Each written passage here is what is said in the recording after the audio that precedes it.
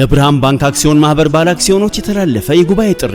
የብርሃን ባንክ አክሲዮን ማህበር ባለ አክሲዮኖች 16ኛ መደበኛ ጠቅላላ ጉባኤ ማክሰኞ ጥቅምት 18 2018 ዓ.ም ከጠዋቱ 2 ሰዓት ጀምሮ በሚሊኒየም አዳራሽ ይካሄዳል። የጉባኤው አጀንዳና ዝርዝር መረጃ መስከረም 18 እና ጥቅምት 5 ቀን 2018 ዓ.ም በታተመው የሪፖርተርና አዲስ ዘመን ጋዜጣ ላይ ይገኛል። ስለሆነም የባንኩ ባለ አክሲዮኖች በሙሉ በተጠቀሰው ቀንና ቦታ ማንነታችሁን የሚገልጽ መታወቂያ ወይም ፓስፖርት ወይም መንጃ ፍቃድ ዋናውንና ፎቶኮፒ በመያዝ እንድትገኙ ጥሪ ያቀረብን። መገኘት የማይችሉ ባለ አክሲዮኖች ጉባኤው ከሚካሄድበት ቀን ቀደም ብለው ቦሌ ድልድይ ፊት ለፊት በሚገኘው የባንኩ ዋና መስሪያ ቤት የአክሲዮን አስተዳደር ክፍል በመሄድ ተወካይ በመወከል ወይም በስብሰባው ለመገኘትና ድምጽ ለመስጠት የሚያስችል ሕጋዊ ውክልና ያለው ተወካይ ማስረጃውን በመያዝ በጉባኤው ላይ መሳተፍ ይችላሉ። የብርሃን ባንክ አክሲዮን ማህበር የዳይሬክተሮች ቦርድ።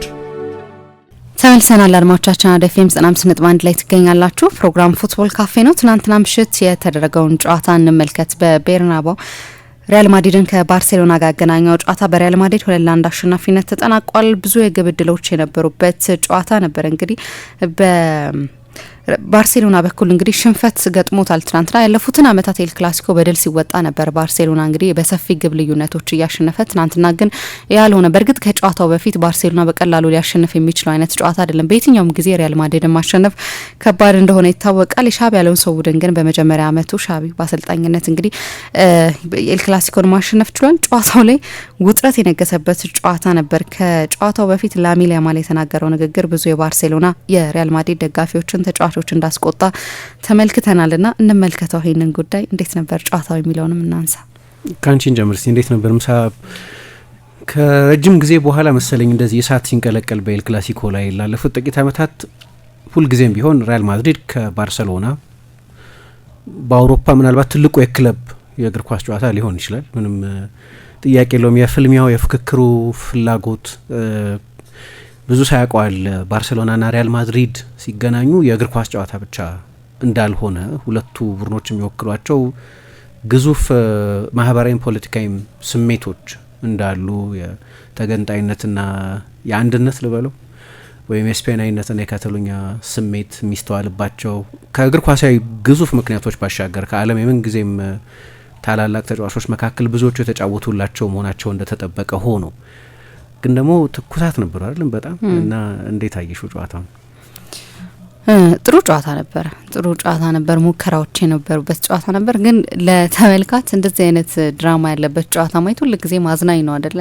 ደግሞ ምን ሊያደርግ ነው ምን ሊፈጠር ነው የሚል የሆነ እንትን ይፈጥራልና ጥሩ ጨዋታ ነበር። ሪያል ማድሪድ 4 እና 5 ግቦችን አስቆጥሮ ማሸነፍ የሚችልበት እድል ነበረው ብዬ አምናለሁ። ግን ሼዝኒ አልፈቀደም ይሄን እንዲሆንና በጣም ጥሩ ምሽት አሳልፏል። በግሉ የሪያል ማድሪድም ብዙ የግብ ሙከራዎች ነበሩ። ቪኒ በጣም ጥሩ የተጫወተበት ምሽት ነበረ።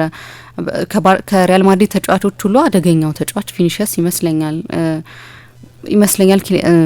ጁድ ቤሊንጋም ወደ አቋሙ ተመልሷል። ትናንትና በጣም ጎልም አሲስትም አለው።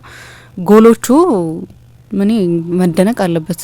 እንደ አማካይ ለሚጫወት ተጫዋች እዛ ቦታ ላይ እየተገኘ የሚያስቆጥራቸው ግቦች ቀላል ናቸው ልንል አንችልም። ቀላል የሚያደርጋቸው የሚገኝበት ቦታ በጣም ጥሩ ስለሚሆን ይመስለኛልና ግን በእንቅስቃሴም ደግሞ ጥሩ የተጫወተበት ይመስለኛል። በድጋሚ ክሊያን ግብ ያስቆጠረበት ምሽት ነውና በጥቅሉ በጣም ጥሩ ነበር። ግን በባርሴሎና በኩል ግን ግልጽ የሆነ ድክመት እየተመለከትን ነው አይደል? በዚህ ውድድር አመት ልክ አምና የነበራቸው ጥንካሬ በዚህ ውድድር አመት ሙሉ ለሙሉ ነበራቸው ወይም አላቸው ለማለት ያስቸግራል። በእርግጥ በጉዳት በጣም ብዙ ተጫዋቾቻቸውን እያጡ ነው የሚገኙት። ትልቅ ምክንያት ነው ውጤት ለማጣት ምንም ጥያቄ የለውም። ግን ደግሞ በፐርፎርማንስም ካምናው ምክንያቱም በሪያል ማድሪድ መሸነፍ ብቻ አይመስለኝም። ከዛ በፊት በነበሩትም ቡድኖች ሲያሸንፍም ተቸግሮ ነው እያሸነፈ የነበረው። ደግሞ ነጥብ የጣለባቸውም ጨዋታዎች ነበሩና ለባርሴሎና ጥሩ ጊዜ አይመስልም። ግን ያው እኔ ብዙ ሰው ላሚንን በተመለከተ ገና 18 አመቱ ነው የሚል አስተያየት ይሰጣል። ግን ብዙ ተጫዋቾች በ18 አመታቸው እንደ ላሚን ያማል አይነት አስተያየት ይሰጣሉ የሚል እምነት አልነበረኝ። ምክንያቱም ኪሊያን በ18 አመቱ እናውቀዋለን ኦልሬዲ በጣም ጥሩ ተጫዋች ሆኖ የምናውቀው ነውና እንደዚህ የተጠና ይመስላል። በጣም ማቹርድ ነው ብዬ አምናለሁ ኪሊያን። በእርግጥ ግን ከዛ በፊት የሰጠው አንደኛ አስፈላጊ አስተያየት አይመስለኝም። ሁለተኛ ሪያል ማድሪድን ዲስሪስፔክት ያደረገ አስተያየትም ይመስለኛል። እሱ በጣም ያስቆጣል። እንደ ሪያል ማድሪድ ባለ ሆነ ስታዩ ያስቆጣልና ሁሉ ጊዜ 18 አመቱ ነው የሚል ምክንያት ከተሰጠ ኖርማል ነው ብዬ አላምንም። 18 የሆነ ነገሩ ቅርብ ጊዜ ነው 17 ነበር። አዎ ግን 16 ቢሆን ሁሉ ጊዜ እንደዚህ አይነት እድሜው ነው እየተባለ ሁሉ ጊዜ እንደዚህ አይነት ምክንያት መሰጠት ምክንያቱም የዓለም ቁጥር 1 መሆን የሚችል ፖቴንሻል ያለው ተጫዋች ነው። ምንም ጥያ እሱም ብዙ ሰዎች አይደለም የሚሉበት አስተያየት ወይም ሀሳብ አይመስለኝም። ብዙ ሰዎችን የሚያስማማ ይመስለኛል። ግን እንደዚህ አይነት አስተያየቶች ሲሰጡ ግን ሪያል ማድሪድን የበለጠ የሚያነሳሳ ይሆናል። የሪያል ማድሪድን ደጋፊዎች እንደዛ ቤርናባው እንዲንቀለቀል ያደረገው የእሱ አስተያየት በጣም ትልቁን ድርሻ ይወስዳል ብዬ አስባለሁ። ከዛ ደግሞ የባርሴሎና ተጫዋቾችንም አላስደሰተም፣ አንዳንድ ተጫዋቾችንም እሱ የሰጠው አስተያየት አላስደሰተም የሚሉ ደግሞ መረጃዎችን መስማት ጀመርን። ኦፍ ኮርስ ሊያስደሰት አይችልም እንደዚህ አይነት ያልተገራ አስተያየትና ሁሉ ጊዜ ያ ምክንያት መሰጠት አለበት የሚል እምነት የለኝምና ጨዋታው ላይ ጥሩ አልነበረም ግን 18 አመቱ ነው ሁሌ ጥሩ እንዲሆን ኤክስፔክት መደረግ አለበት የሚል እምነት የለኝም። ካራሪስ በጣም አሪፍ ነበር የተቆጣጠረው እሱንምና እሱ ነገር መጨረሻ ላይ ያንን ድራማ ፈጠረ። ያንን ያው ቪኒሺየስ ሁሉ ጊዜ ጸብ ካለ አለ አይደለ ቪኒሺየስም እዛ ድራማ ውስጥ እንዲገባ አደረገ። ግን እሱ ብቻ ሳይሆን ዳኒ ካልቫር የስፔን ብሔራዊ ቡድን አጋሩ ነው፣ እሱም እዛ ጸብ ላይ እንዲሳተፍ አደረገ እና ብዙ ውዝግቦች ለኮርቷ ራሱ አሩ ነው ብቻ ብዙ ድራማ የነበረበት ጨዋታ ነበርና ያው ቪኒሺየስ ያሳየው ባህሪ ያለ ያልተገባ ባህሪ ሊሆን ይችላል ግን መቀየሩ ያበሳጨው ይመስላልና እንዴት ይቀይረዋል የሚል አስተያየት እኔ በግሌ ማለት አሁን ሮድሪጎን መጫወት አይገባው ማለት አይደለም ግን በጣም ጥሩ ነበር ቪኒ እስኪገባኝ ድረስ። ግን አሰልጣኙ ደግሞ የራሱ ምክንያት አለው አይደለ ያው ቪኒሺየስን አስወጥቶ ሮድሪጎ ትልልቅ ጨዋታዎች ላይ በጣም ጥሩ ቁጥራዊ መረጃ እንዳለውም ይታወቃልና እንደሱ አይነት ብቻ ሁሉም ነገር የነበረበት ጨዋታ ነበር። በጣም ጥሩ ጨዋታ ነበር። ሁሉም ነገር የነበረበት ነው የሚለው በጣም ጥሩ የሚያብራራው ይመስለኛል። ምክንያቱም በቅርብ ጊዜ ሰላም እንወዳለን በጣም በዛ ሰላማዊነቱ ኤል ክላሲኮ ላይና ማለት እንደዚህ አይነት ድራማ የጆዜ ሞሪኞና የጓርዲዮላ ዘመን የነበሩት የኤል ክላሲኮ ጨዋታዎች መስመርም ያለፉ ናቸው በአንዳንድ አጋጣሚዎች። ግን በዚያ ዘመን የነበረው አይነትን ትኩሳት ለረጅም ጊዜ አላየንም ነበር በኤል ክላሲኮች። ሁለት ሾቹ መጀመሪያም ሉዊስ ኤንሪኬ እነዚህ ዲን ዚዳን ሲተናነቁ ሌሎች የምናያቸው እኔ ለምሳሌ በፕሪሚየር ሊግ የማንቸስተር ዩናይትድና የአርሰናልን ባላንጣነት ለወደፊቱም የሚስተካከል ባላንጣነት አይኖርም በዛ 10 አመት የነበረውን ምልበት አንደኛው ምክንያት እንዲህ አይነቱም ትኩሳት ነው። በቃ ደንበኛ ደርቢ የሚያስመስሉት ትኩሳቶች ነበሩ። ግን ይሄንን ፊውል ያደረገው ላሚን ያማል ለነገሩ እንትኑን መረዳት ያስፈልጋል። የሆነ ምሳሌ ጥሩ ምሳሌ ያነሳሽ ኪሊያን ምባፔ በ18 አመቱ እንደ ፖለቲከኛ ነበር የሚናገረው። ፖለቲካሊ ኮሬክት ነው ሁሉ ጊዜ።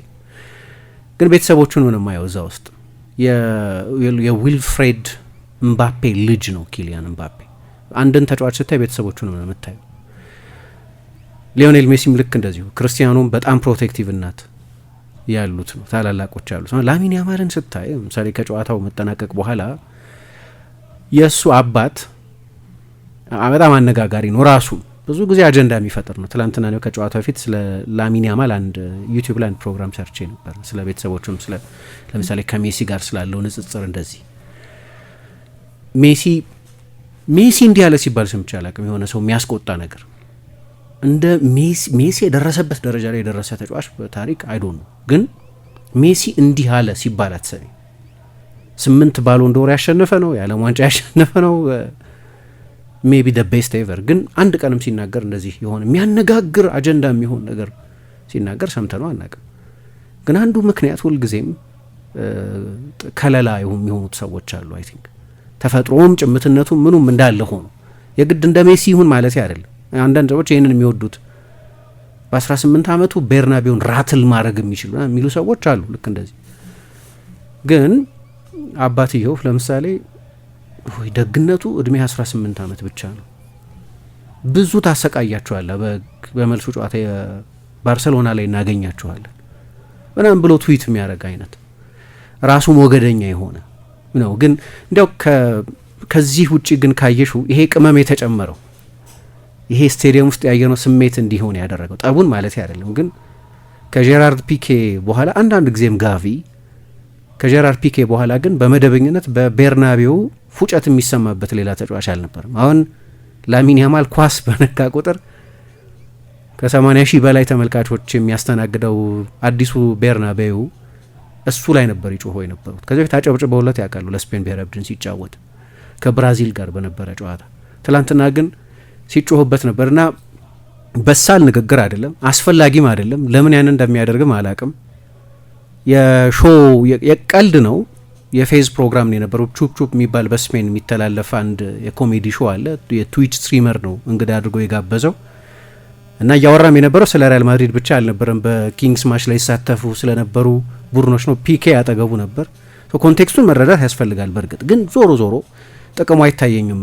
ከሪያል ማድሪድ ጨዋታ በፊት ሊያውም በተሟላ ፊትነስ ላይ ባልተገኘበት ጊዜ ያንን የተናገረውን ነገር ሊያረጋግጥ የሚችል ብቃት ላይ ባልነበረበት ጊዜ ነው ይህንን ነገር የተናገረው እና በጨዋታው ላይ ሌላ ትኩሳት መጨመሩ ግልጽ ነው እና ከዛ በኋላም ቅድም እንዳነሳሹ ምሳ አንዳንድ የባርሰሎና ተጫዋቾችም ተጫዋቹ በሚሰጣቸው አስተያየቶች እና ራሱም በባርሰሎና ፕሪፈረንሻል ትሪትመንት ይደረግለታል።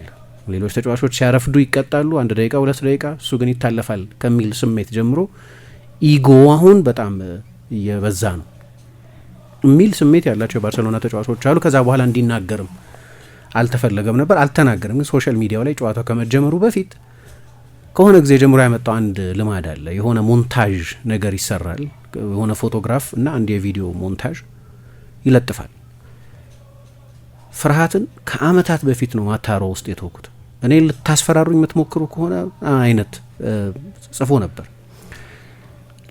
አሁን በቃ እንግዲህ ፒኬ እንዳለው ሰው መቼስ በ38 ዓመቱና በ18 ዓመቱ አንድ አይደለም አለ ጀራርድ ፒኬ። እንደዛ ልለው ካልሆነ በስተቀር ኢማቹሪቲ ካልሆነ በስተቀር ይህንን በማድረግ ውስጥ የሚገኝ ጥቅም ሊገባኝ አይችልም። ወደ ቤርናቤው እየሄደ አንድ ተጫዋች ለሪያል ማድሪድ ተጫዋቾች ሌላ ሞቲቬሽን መጨመር አይጠበቅም። ጨዋታው ራሱ ሞቲቬት ያደርግሻል።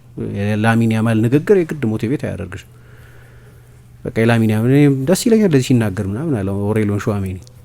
ምንም ችግር የለውም ቃላት ናቸው እኮ እኔን አያስጨንቁኝም እነሱ እንደዚህ የሚል አስተያየት ሰጠ። ግን ለምን አደድ ሌላ ተጨማሪ ሞቲቬሽን ትጨምሪበታለች ልረዳው አልችልም። ግን ጨዋታው ላይ ያየነው ያ ትኩሳት ግን የተነሳው በዛ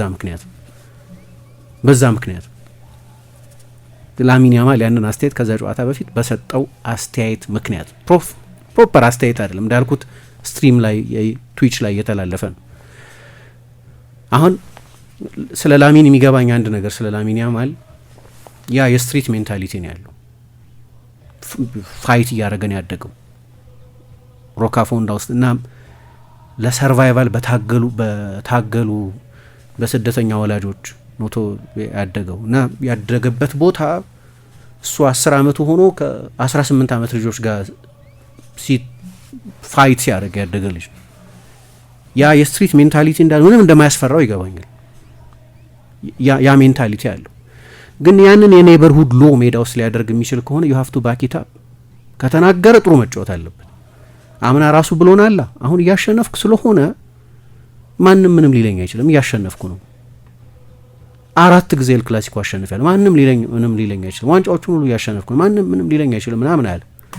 አሁን ግን ማንም ምንም ሊለው ይችላል፣ ምክንያቱም እያሸነፈ አይደለም አሁን እና ትልቁን ጨዋታ ደግሞ ትላንትና ተሸንፏል። አሁን በስትሪት ሜንታሊቲ በስትሪት ሎ በኔበርሁድ ሎ ምናምን በሚል በሁድ ሎ ምናምን በሚሉት ብታይ መደበኛ ህግ አይደለም፣ ግን ዩ ሃቭ ቱ ባክ ኢት አፕ። ጨዋታው ላይ ያንን ማሳየት አለበት። ያንን ለማድረግ ኢኩዊፕድ ደግሞ አልነበር። ላሚን ያማል መጫወት የለበትም እነዚህን ጨዋታዎች። እንደኔ ሀፍ ፊት ነው 30 ደቂቃ በላይ የሚያጫውት ፊትነስ ላይ ያለ አይመስለኝም። ፓሪስ ሳን ዠርማን ጨዋታ ላይ ተነዋል፣ ሌሎችም ኢቨን የኦሊምፒያኮስ ጨዋታ ላይ ተነዋል። እኔ ሙሉ ፊትነሱ ላይ ያለ ተጫዋችም አይመስለኝም። ሲጫወት ታየዋለሽ፣ በቃ የአክስለሬሽን የለውም፣ አንድ ለአንዶችን አይደፍርም። ለዚህ ነው ቪኒሽስ ወደ ኋላ ነው የምታደርገው ፓሱን ምናምን ሲለው ነበር ትላንትና ጨዋታ ውስጥ እና ብዙ የሚያስቁ ኢንሲደንቶች የተፈጠሩበት ነው። ግን በትኩሳቱ መጠን እንዳልኩት ይሄ ፍሌቨር ተጨምሮበታል። ውዝግቦች ነበሩ። የተሰጠ የፍጹም ቅጣት ምት በኋላ በቪአር የታጠፈ የተቆጠረ ጎል በኋላ በቪአር ኦፍሳይድ የተባለ የተሰጠ የፍጹም ቅጣት ምት ግብ ጠባቂው ያዳነው ጎሎች መጨረሻ ላይም ቢሆን ቀይ ካርድ አንድሬ ሉኒን በመጨረሻ ላይ በተፈጠረው መጀመሪያ ተንኮስ ያደረገው ዳኒ ካርቫሃል ነው። ዳኒ ካርቫሃል ሄደና ብዙ ታወራለህ ምናምን አለው። ከዛ የዳዞን የሚባለው ሚዲያ እንዳለው እሱን ምክር ለራስ አድርገውና ውስጥ ግባና ምከረኝና ምናምን አለው እና ተከተለኝ ምናምን አለው። ዞሮ ሄደ ዳኒ ካርቫሃል። ከዛ ግን ሌሎች ተጫዋቾች ውስጥ ተሳተፉ እና በዛ ኢንሲደንት ብቻ 6 ቢጫ ካርድና 1 ቀይ ካርድ ነበር። ቪኒሽስም መጥቶ ከቪኒሽስ ጋር በጣም ሰላም ነበሩ። መጀመሪያ ሲጠቃቀፉ ሲሳሳቁ ምናምን አየናቸው እና በኋላ ቪኒሽስ ዘግየት ብሎ ፓርቲውን ተቀላቀለ እና ሊናገረው ሲመጣ እሱንም ተከተለኝና መልበሻ ክፍል ውስጥ ምናምን አለው እና በጣም በእብሪት ነበር ተጫዋቾቹ ይነጋገሩ የነበሩት። በኋላ ደግሞ ምን ልታመጣ ነው ብሎ ደግሞ ራፊኛም ከሀገሩ ልጅ ጋር ከቪኒ ጋር ጨዋታው ላይ አልነበረም፣ ግን እሱም እዛ መሀል ነበር እና መቼስ ይሄ በምግባር የተሞላ ምሳሌ የሚሆን እንዳልሆነ አውቃለሁ፣ ግን የሆነ ጊዜ ጆዜ ሞሪኞ ነፍሱን ይማረውና የቲቶ ቪላኖቫል አይን ሲጠነቁሉ ወይ በብዙሀን መገናኛዎች ስንት ነገር ሲናገሩ ምናምን ፊውልድ ይሆን ነበር ጨዋታው። ፖለቲካሊ ኮሬክት አይደሉም ሞሪኞ፣ ብዙ ጊዜ ኢንትረስቲንግ ነገሮች ይናገራሉ እንደምታውቂው። ጓርዲዮላ ደግሞ ይመጣና እዚህ አላሸንፈውም፣ መቼ እዚህ ወንበር ላይ ፕሬስ ኮንፈረንስ ላይ አላሸንፈውም፣ ነገ ማታ እንገናኛለን ሜዳ ውስጥ ግን ምናምን እንዲል ሁሉ ያስገደደው ጋዜጣዊ መግለጫ ላይ ቀይ ቃላት መወራወር ምናምን የነበረበት ነበር። እንዲያውም መጨረሻ ላይ እኮ ፔፕ ሲለቅ ከባርሰሎና አንዱ ምክንያቱ የነበረው ከሞሪኞ ጋር የነበረው ባላንጣነት ቶክሲክ ሆነ እና ከዚህ በላይ አልችልም መሸከም ብሎ ነው የለቀቀው ይላሉ። እና ብዙ ነገሮች የነበሩት ነው። ከአመታት በኋላ ነው ኤል ክላሲኮ እንደዚህ ሲጫጫስ ያየሁት፣ እንዲህ ሲጋጋል ያየሁት። ጨዋታው ለሪያል ማድሪድ በጣም አስፈላጊ ነበር ይህንን ጨዋታ ማሸነፍ በተለያዩ ምክንያቶች። ሻቢ አሎንሶ በቅርብ ጊዜ ቢሆንም ኃላፊነት የተረከበው እሱ ኃላፊነት ከተረከበ በኋላም ይሁን ባለፈው የውድድር ዘመን በካርሎ አንቼሎቲ አሰልጣኝነት ዘመን ማድሪድ እንዲህ አይነቶቹን ትልልቆች ጨዋታዎች ለማሸነፍ ቸግሮት ነበር። 4ቱ ኤል ክላሲኮዎች ብቻ ሳይሆኑ ምናልባት ሲቲን ካልሆነ በስተቀር እና አትሌቲኮ ማድሪድን ካልሆነ በስተቀር ሌሎቹን ዋና ዋና ጨዋታዎች የቻምፒየንስ ሊግም የላሊጋም ዋና ዋና ጨዋታዎች ለማሸነፍ ተቸግሮ ነበር። በአርሰናል በሁለቱ ጨዋታዎች ሊሆን ይችላል። ሲቲንም ሲያሸንፉ ሲቲ የነበረበት ሁኔታ ጥሩ አልነበረም። ያ ጨዋታ በተደረገበት ጊዜ የአትሌቲኮ ማድሪድን ጨዋታ በአግሪጌት በመለያ ምት እና በጣም በሚያወዛግብ የመለያ ምት ነበር ያሸነፉት። ትልልቅ ጨዋታዎች ላይ የሪያል ማድሪድ የቅርብ ጊዜ ሬከርድ በተለይ ካለፈው አመት ወዲህ ጥሩ አልነበረም። በአንቼሎቲም ሻቢ አሎንሶ ከተሾመ በኋላ ደግሞ በሁለቱ ጨዋታዎች በፔዤ በዓለም የክለቦች ዋንጫ 4-0 የተሸነፉበት፣ በአትሌቲኮ ማድሪድ 5-2 የተሸነፉበት ውጤት የሪያል ማድሪድን የትልልቅ ጨዋታዎች ክሬዴንሻል ጥያቄ ምልክት ውስጥ የከተቱ ነበሩ። ለአሎንሶ እንዲህ አይነት የስቴትመንት ድል ያስፈልገው ነበር። የውድድር ዘመኑን የጀመረበት መንገድ በጣም የተዋጣለት ነው። ከ13 ጨዋታዎች 12ቱን አሸንፎ ነው የጀመረው። ግን አብዛኞቹ ከደረጃ ሰንጠረዥ ወገብ በታች የነበሩ ቡድኖችን በቻምፒየንስ ሊግ ካይራት አልማቲ በጣም ኃይለኛ ቀውስ ውስጥ ያለውን ዩቬን እና ማርሴይ ነው እንዲሁም ደህና። ስለዚህ የስቴትመንት ድል ያስፈልገው ነበር። ደግሞ ኤል ክላሲኮን ባለፉት 16 ዓመታት ካየሽ ምሳ ለአዳዲስ አሰልጣኞች ለአዳዲስ የሪያል ማድሪድ አሰልጣኞች ኤል ክላሲኮ መጥፎ ምልክት ነበር። ከ2009 ጀምሮ ዚነዲን ዚዳን ብቻ ነው ከአዳዲስ ተሿሚ አሰልጣኞች የኤል ክላሲኮ ጨዋታን በመጀመሪያው ጨዋታቸው ያሸነፉት። ማኑኤል ፔሌግሪኒ በዝለተን ኢብራሂሞቪች ጎል ካምፕ ናው ላይ በጓርዲዮላ ባርሰሎና 1-0 ተሸነፉ። ጆዜ ሞሪኞ ከኢንተር ከመጡ በኋላ በዛ ጨዋታ የባርሰሎና ደጋፊዎች በማይረሱት ጨዋታ 5-0 ተሸነፉ። ከዛ ካርሎ አንቼሎቲ 2-1 ተሸነፉ በካምፕ ናው። ራፋኤል ቤኔቴዝ እና ዩሊያን ሎፔቴ ግን ያስባረረ ነው ማለት ይቻላል ኤል ክላሲኮ። ቤኔቴዝ ከዛ በኋላ ጥቂት ሳምንታትን ቆይተዋል፣ ግን ከዛ የ4-0 የቤርናቤው ሽንፈት አላገገሙም። ዩሊያን ሎፔቴጊ ደግሞ ኖቬምበር 21 2018 በካምፕ ናው 5-1 ከተሸነፉ በኋላ በማግስቱን የተሰናበቱት እና የመጀመሪያ ጨዋታቸው ላይ አሰልጣኞች እንዲህ አይነት ፈተና ነበረባቸው ኤል ክላሲኮን ማሸነፍ። ዚዳን ብቻ ከራፋ ቤኔቴዝ መሰናበት በኋላ ወደ ካምፕ ናው ሄዶ 2-1 አሸንፎ ነበር የጀመረው። በ16 ዓመት ውስጥ ሻቢ አሎንሶ ሁለተኛው ሆኗል። ስለዚህ ለሱም እንዲህ አይነት የስቴትመንት ድል ያስፈልገው ነበር። አሁን ማቴማቲካል ምክንያቶች መኖራቸው እንደተጠበቀ ሆኖ የነጥብ ልዩነታቸው ከ2 ወደ 3 ወደ 5 ሰፍቷል። ቀላል አይደለም የ5 ነጥብ ማርጅን ደግሞ ባርሳ ጥሩ ፐርፎርም እያደረገ ባልሆነበት እና ባለፉት 2 ክረምቶች ሊትራሊ ዝውውሮች ሳያደርጉ ነው ማለት ይቻላል። ይሄ ትልልቅ የስቴትመንት ዝውውሮች ሳያደርጉ ነው አሰልጣኙ ይሄንን ቡድን የሰሩት። ምናልባት ጆዋን ጋርሲያ በውሰት ራሽፎርድን አምና ኦልሞን ከነዚህ በስተቀር ባርሳ ባለበት የፋይናንስ ችግር ምክንያት ለ4 ዋንጫ ለ3 ዋንጫ አሳተፋለሁ እያለ ተስፋ የሚያደርግ እና በእነዚህ ውድድሮች ሁሉ ሩቅ ሄዳለሁ የሚል ቡድን የተወሰነ ጉዳት ከመጣ ሰርቫይቭ ማድረግ ያስቸግረዋል። ስኳዱ ጥልቅ አይደለም። ይሄ ደግሞ ለአሰልጣኙ በተለይ ደግሞ የሃይ ኤነርጂ እግር ኳስ ለሚጫወቱ በእያንዳንዱ ተጫዋች ብዙ የፕሬሲንግ ኢንቴንሲቲ ላለው ቡድን ጠባብ ስኳድ አይሆንም እና የባርሳ ስኳድ አሰልጣኙን እጀ ሰባራ እንዳደረጋቸው ግልጽ ነው። በተለይ ፕሬስ የሚያደርጉበትን መንገድ በተመለከተ ራፊኛን አጥተውታል። ለዚህ ነው በጣም ናፍቆኛል የሚል አስተያየት ባለፈው ሳምንት ሰጥተው የነበረው። በተለይ የባርሴሎና ያለፈው አመት ዋና ኳሊቲ የነበረው የፕሬሲንግ ኤነርጂ በዚህ አመት የለም። ሌቫንዶቭስኪ 40 ጎል ተጫዋች ነው፣ እሱም የለም። ኦልሞ፣ ጋቪ፣ ግብ ጠባቂያቸው አዲስ ያመጧቸው ግብ ጠባቂ ዮዋን ጋርሲያንና አንበላቸው ቴር ስቴገንን ክረምት ላይ ስትራቴጂካሊ በጣም ወሳኝ ተጫዋች አጥተዋል። ኢኒጎ ማርቲኔዝ በተለይ ለሚጫወቱበት ኦፍሳይድ ላይን በጣም ወሳኝ ተጫዋች ነው። አሁን ስታያቸው ደግሞ በተሟላ ፊትነስ ላይ ያልሆኑ በርካታ ተጫዋቾች አሉ። ፌራን ቶሬስ ኤል ክላሲኮ ባይሆን ጨዋታ ይጀምር ነበር። ሌቫንዶቭስኪ ቢኖር ምን እንጃ ገና ከጉዳት መመለሱ ነው። ላሚን ያማል እንዳልኩት ከአንድ ወር በላይ አልተጫወተም።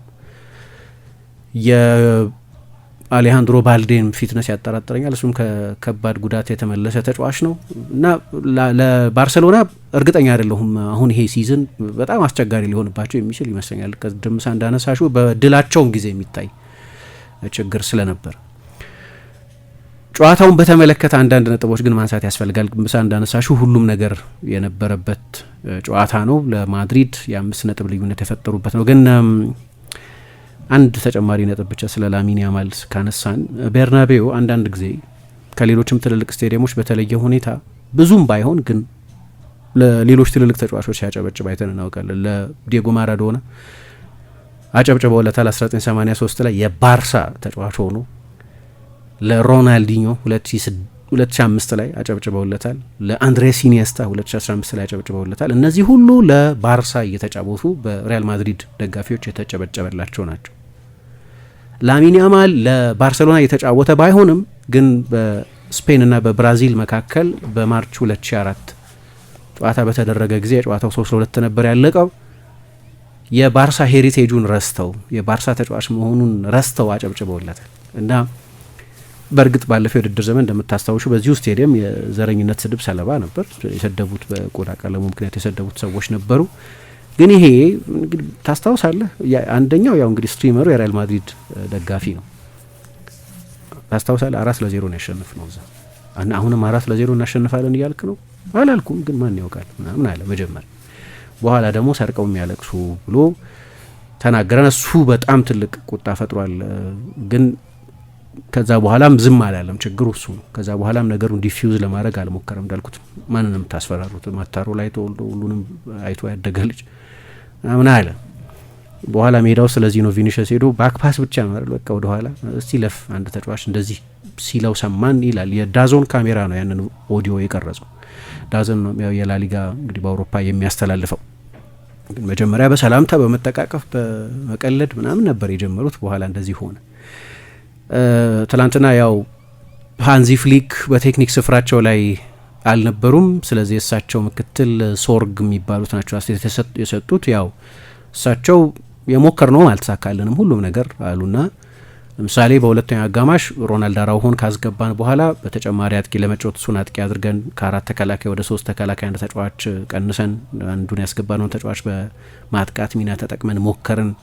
መጀመሪያ አጋማሽ ላይ ላሚን ያማልን 1v1 ላይ አንድ በነጠላ ሲቹዌሽን ማግኘት አልቻለም። ምክንያቱም ሪያል ማድሪድ ምንም ጥያቄ የለውም ከፍተኛ ኦብዘርቬሽን ነበረው እሱ ላይ። አንዳንድ ጊዜ ደብል ዳውን ደብል ማርክ ያደረጉ ነበር። 1-1 ልናገኘው ሞክረን ነበር። ጥሩ መጫወት የጀመረው እውነት ለመናገር የመጨረሻዎቹ 20 ደቂቃዎች ላይ ሴንትራል ቦታዎች ላይ መምጣት ያንን ነጻነት ማግኘት ሲጀምር ነው። እንዲያውም ባርሳ እዚህ ጨዋታ ላይ መሸነፉ ተገቢ ነው በእኔ አስተያየት። ከዛም በሰፋ ውጤት ሊሸነፍ ይችል ነበር። የፍጹም ቅጣት ምት ተሰጥቷል። ሌሎችም ትልልቅ ከ4 ወደ 3 ወይም 4 ኤክስጂ ገደማ ነው የሪያል ማድሪድ ኤክስጂ። ስለዚህ በጣም ከፍተኛ በ30% ፖሴሽን ነው ይህንን ሁሉ የጎል እድል የፈጠረ 23 ሙከራ አድርጓል። ግን አንድ ትልቅ ሞመንት ግን አግኝተው ነበር። ኩንዴ ኮንትሮል ማድረግ ያቃተው ኳስ ከላሚን ያማል የመጣ ኳስ ነው። ወደ ሴንትራል ቦታ መውጣት ሲጀምር አንዳንድ ሙከራዎች አድርገው ነበር በሁለተኛው አጋማሽ እና ፍራንኪ ዲዮንግ ግን ለምሳሌ በካርቫሃል ዲዮንግ ሰክኖ ነው ከጨዋታው በኋላ ይናገር የነበረው የገላጋይነት ነገር የጸብ ማብረድ ኃላፊነትን ነው ሲወጣ የነበረው። እኔ አልተረዳሁትም የዳኒ ካርቫሃልን ነገር። ምክንያቱም የስፔን ብሔራዊ ቡድን ተጫዋቾች ናቸው። እንዲህ የሚቀርበው ከሆነ የተናገርከው ተገቢ አይደለም ብሎ በስልክ ደውሎ ሊነግረው ይችል ነበር። ሜዳ ውስጥ ያን ነገር ማድረጉን አልተረዳሁትም እና የባርሴሎና ተጫዋቾችም በሙሉ ጨዋታው ካለቀ በኋላ ወደ እሱ እንደዛ እየሮጡ መሄዳቸው ግነት ያለበት ይመስለኛል። አስፈላጊነቱ አይታይም። አሸንፈዋል፣ ሴሌብሬት ማድረግ ያለባቸው አይነት አስተያየት ሰጥቷል።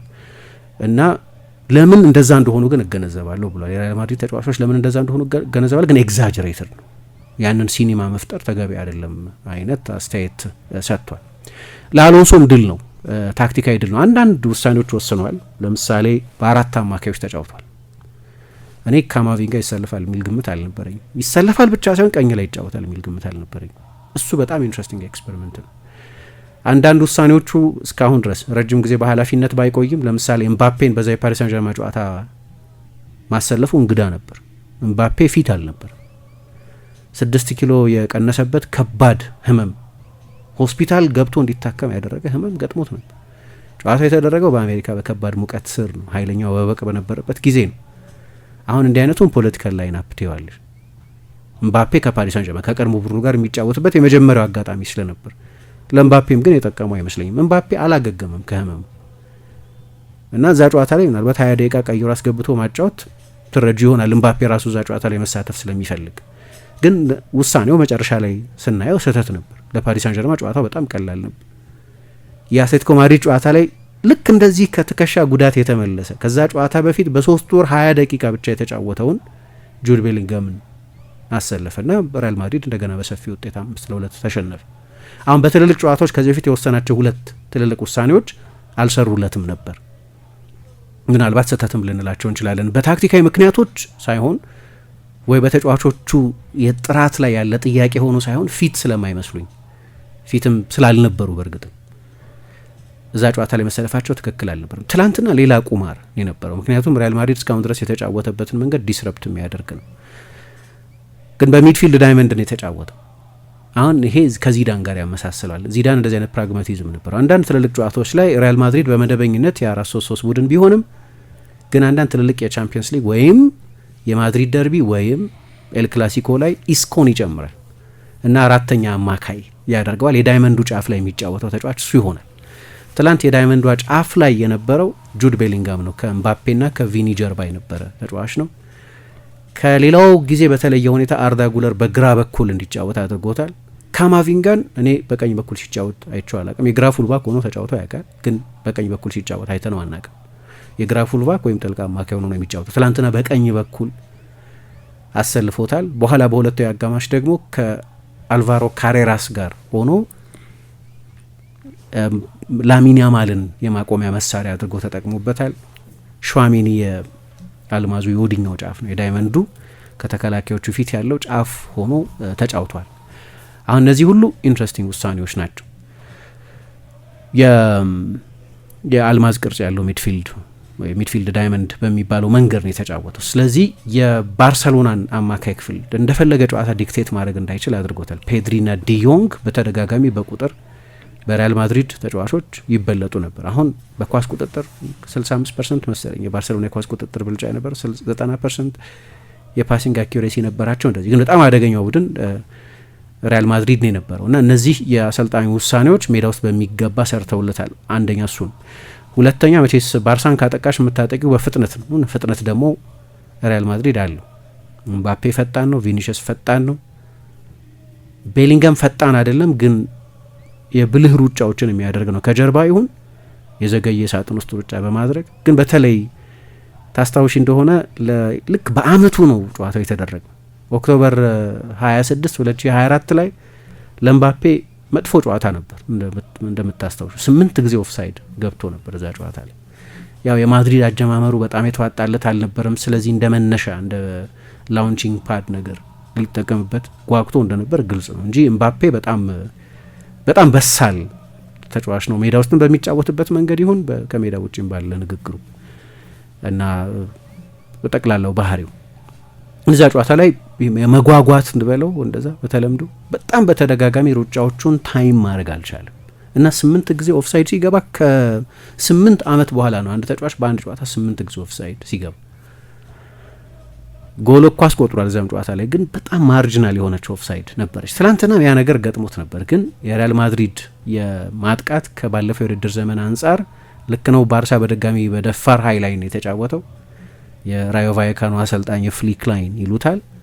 አንድ የፈተኗቸው በስፒድ እና በመጀመሪያው አጋማሽ ብቻ ካስቆጠሩት የጎል ቁጥር በላይ ማስቆጠር ይችሉ ነበር እና ይሄ ደግሞ አይ ቲንክ የሚጠበቅ ነው። አሰልጣኙን ሻቢ አሎንሶንም የተረዳሁበት አንድ ነገር ሻቢ አሎንሶ በማን ስር ነው የሰለጠነው? በሞሪኞ ስር ሰልጥኗል፣ በፔፕ ስር ሰልጥኗል፣ በራፋ ቤኔቴዝ ስር ሰልጥኗል፣ በሌሎችም አሰልጣኞች ሉዊስ አራጎኔዝ እና ቪንሴንት ዴል ቦስኬ እና ሞሪኞ እንዲሁም ትልቅ አሰልጣኝ ሆናል ብለው ከአመታት በፊት የተነበዩለት ከእንደዚህ አይነት የተለያየ ባህሪ ካላቸው አሰልጣኞች ጋር አብሮ በመስራት ኤክስፒሪየንሱ የተነሳ ነው።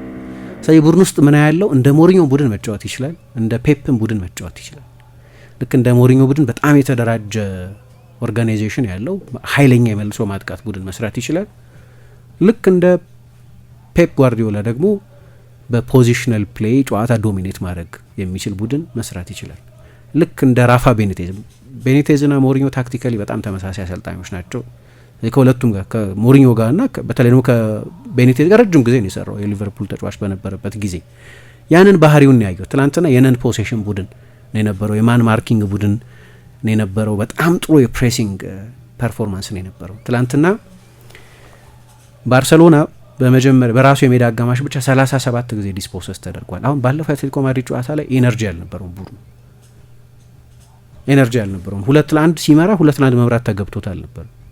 አትሌቲኮ ማድሪድ በጣም የተሻለ ቡድን ነበር። ሪያል ማድሪድ 2-1 ሲመራ ከሁለት ሙከራ ነበር 2 ጎል ያስቆጠር። በፕሬሲንጉ በኩል የተዋጣላቸው አልነበሩ። በትልልቅ ጨዋታዎች ላይ ይሄ ጥያቄ ይነሳል። ምባፔ፣ ቪኒ በተለይ አምረው በሚሰለፉበት ጨዋታ። ትናንትና ግን እንደዛ አልነበረም። ፕሬሲንጉ በጣም አስደናቂ ከመሆኑ የተነሳ ባርሳ በራሱ የሜዳ አጋማሽ 37 ጊዜ ኳስ ዲስፖሰስ ተደርጓል። በተለይ በመጀመሪያ አጋማሽ። ሁለቱ አጋማሽ እንኳን ፍጹም ቅጣት ምቱ ከተሳተ በኋላ ሪያል ማድሪድ የበለጠ ውጤት ፕሮቴክት የማድረግ ሞድ ላይ ነው ነበር። በመጀመሪያ አጋማሽ ግን ምባፔ ላይ ይሁን ቤሊንጋም ላይ ይሁን ቪኒ ላይ ይሁን የትኛውም የሪያል ማድሪድ ተጫዋች ላይ የፕሬሲንግ ኃላፊነቱን በሚገባ አልተወጣም ማለት የሚቻል አይመስለኝም። ስለዚህ ለባርሳ በተለይ ሴንትራሊ ኳስ ፕሮግረስ ለማድረግ በጣም ያስቸግር ነበር። መሀል ለመሀል የባርሳ ጎል የተቆጠረውም በአርዳ ጉለር የንቃት ችግር ምክንያት ትልቅ ቴክኒካዊ ስህተት እንጂ ባርሳ ራሱ የጎል እድሎች ለመፍጠር ተቸግሮ ነበር። ከማድሪድ ተጫዋቾች ስህተት የተፈጠረ ነው። ሊያውም እኮ የማድሪድ ተጫዋች በዛ ማለት የአርዳ ጉለር በባርሰሎና ተጫዋች ያን ያህል ፕሬስ እየተደረገ አልነበር። ረጅም ሰዓት ለሰዓት ስለ ሰከንዶች ወስዶ ስለነበር ነው። በኋላ የቴክኒካል ሚስ ጀጅመንት ነው ያ ጎል እንዲቆጠር ያደረገው። በኋላ ራሽፎርድ በቀደም ሃትሪክ ለሰራው ፌርሚን ሎፔዝ ኳሱን ሰጠው። ድንገት ባርሳ አንድ እኩል ሆነ። ምክትል አሰልጣኙ እንደተናገሩት ግን የባርሳ በተለይ ያንን ሁሉ ፖሴሽን ይዞ በቂ ክሬቲቪቲ ግን አልነበረም። በቂ አደገኛ የጎል እድሎችን ግን እየፈጠረ አልነበረም። ባልነበሩ ተጫዋቾች ምክንያት ነው አላቅም። ሜዳ ውስጥ የነበሩትም ተጫዋቾች ምናልባት እንዳልኩት የፊትነስ ጥያቄ እናነሳባቸው ይሆናል እንጂ በጣም ጥሩ ተጫዋቾች ናቸው። በጣም ጥሩ ተጫዋቾች ናቸው። ስለዚህ ለባርሳ የማድሪድ በሴንትራል ፕሮግሬሽን እንዳልኩት በአማካይ ኦቨርሎዳቸው የተነሳ 4 አማካዮችን በመጠቀማቸው የተነሳ ዲዮንግና ፔድሪ በሴንትራል ፕሮግሬሽን ፔድሪ በኋላ እየዘገየ ሲመጣ ነው ጨዋታውን የበለጠ ዶሚኔት ማድረግ ችሎ የነበረው። ምክንያቱም ማድሪድ ድሮፕ አደረገ። እንደ መጀመሪያው አጋማሽ ያ የፕሬሲንግ ኢንቴንሲቲ እየወረደ ይመጣል። በዛ መንገድም 90 ደቂቃ ፕሬስ ለማድረግ ለነገሩ በጣም ያስቸግራል። ያኔ የበለጠ ከኳስ ጋር ጊዜ ማግኘት ጀመረ። ግን ከዛ በፊት በመጀመሪያው አጋማሽ ግን በቂ ሴንትራል ፕሮግሬሽን አልነበረም፣ ወይ መሀል ለመሀል በደንብ ፕሮግረስ አያደርጉም። ሾዋሜኒ፣ ቤሊንጋም ባርሳ ኳስ በሚይዝበት ጊዜ 4-4-2 ከኳስ ውጭ ያለ ቅርጽ ነው የሚኖራቸው። ስለዚህ በጣም ኮምፓክት ብሎክ ነው። ግን በቻናሎችም በኩል አርዳ ጉለር እና ኤድዋርዶ ካማቪንጋ ወደ ሁለቱ መስመሮች ደግሞ ወጣ ሲሉ በቀኝ በኩል ኩንዴ በጣም ወርዷል። በነገራችን ላይ ከላሚን ያማል ጋር በግራ በኩል ራሽፎርድ እና ባልዴ ያሉበት ሁለቱን የባርሴሎና ቻናሎችን በሚገባ መዝጋት ችለዋል። ቫልቬርዴ በጣም ትጉ ተከላካይ ነው። ካሬራስ በማጥቃት በጣም የምናደንቀው ፉልባክ የመከላከል ድክመት አለበት የሚባል ከዛ የአትሌቲኮ ማድሪድ ጨዋታ በኋላ አላገገመም፣ ኮንፊደንሱ ወርዷል ሲባል የነበረ ተጫዋች ትላንትና ግን ላሚን ያማልንም ይሁን ኩንዴ ነው በቀኝ በኩል የነበረን የባርሳን ማጥቃት በሚገባ ተቋቁመዋል። ስለዚህ ሴንትራሊም በፍላንኮችም በኩል የሪያል ማድሪድ መከላከል ቅድም ደግሞ እንዳነሳሁት ፕሬሲንጉ፣ ከዛ ካውንተር ፕሬሲንጉ፣ በጀርባ የነበረውን የባርሴሎናን ስፔስ የሚያጠቁበት ኤነርጂ ደግሞ በግል ቅድም እንዳነሳሽው በግል በጣም ትልልቅ ጨዋታዎች ምንም ያህል ኦርጋናይዜሽን ቢኖር ምንም ያህል አሰልጣኞች ስትራክቸር ላይ ጊዜ ቢያጠፉ ተናጠል ተጫዋቾች ናቸው ልዩነት የሚፈጥሩት እና ትላንትና ቪኒ በጣም ጥሩ ተጫውቷል። የቤሊንጋም ጎል በድጋሚ የእሱ ትልቅ አስተዋጽኦ የነበረበት ነው። ልክ እንደ ባለፈው እንደ ቻምፒየንስ ሊግ የዩቬ ጨዋታ ማለት ነው። እንዲያውም 80-90% የእሱ ጎል ነው ብዬ ነው የምቆጥረው እኔ ስል ነበር። ብረት መልሶ ሲመጣ ነው ቤሊንጋም በቀደም ጎሉን አስቆጥሮ የነበረው። ትላንትናም ከባዱን ስራ የሰራው ቪኒሽስ የነበረው ቅድም እንዳልኩት ከኳስም ጋር ያለ ኳስም በጣም ጥሩ ነበር።